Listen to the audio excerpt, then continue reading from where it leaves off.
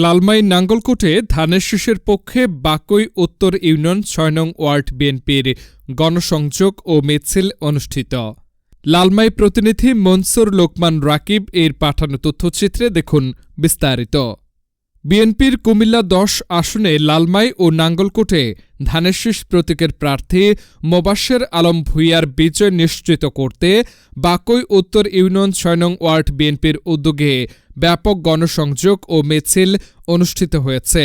মিছিল ও গণসংযোগে নেতাকর্মীরা এলাকার বিভিন্ন সড়ক ও পাড়া মহল্লায় সাধারণ মানুষের সঙ্গে মতবিনিময় করেন এবং ধানের শীষ প্রতীকে ভোট দেওয়ার আহ্বান জানান। এতে এলাকা জুড়ে উৎসবমুখর পরিবেশ সৃষ্টি হয়।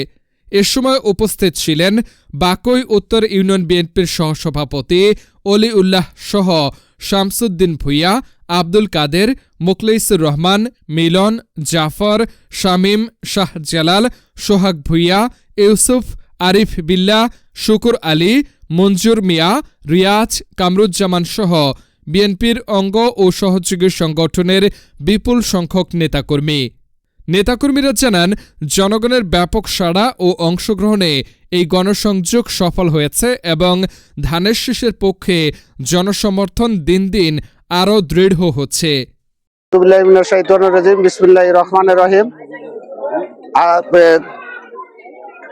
বাকই উত্তর ইউনিয়নের ৬ নং ওয়ার্ড শিকারিপাড়ার আজকের যে গণমিছিল, আমরা ইনশাল্লাহ গণমিছিলে যে জোয়ার দেখেছি আগামী দিন ১২ তারিখ এই গণজোয়ারে ইনশাল্লাহ আমরা বিএনপিকে আমাদের কেন্দ্র বাবকপাড়া ইনশাল্লাহ আমরা জয়যুক্ত করে মোবাশ্বের ভাইকে উপহার দিতে পারবো ইনশাল্লাহ। আমরা দেশবাসী এবং সবার কাছে দোয়া চাই আমরা যেন আগামী দিনে বিজয়ের মালা ১২ তারিখ আমরা বিজয়ের মালা গলা দিয়ে মিছিল করতে পারি ইনশাআল্লাহ। আসসালামু আলাইকুম ওয়া রাহমাতুল্লাহ।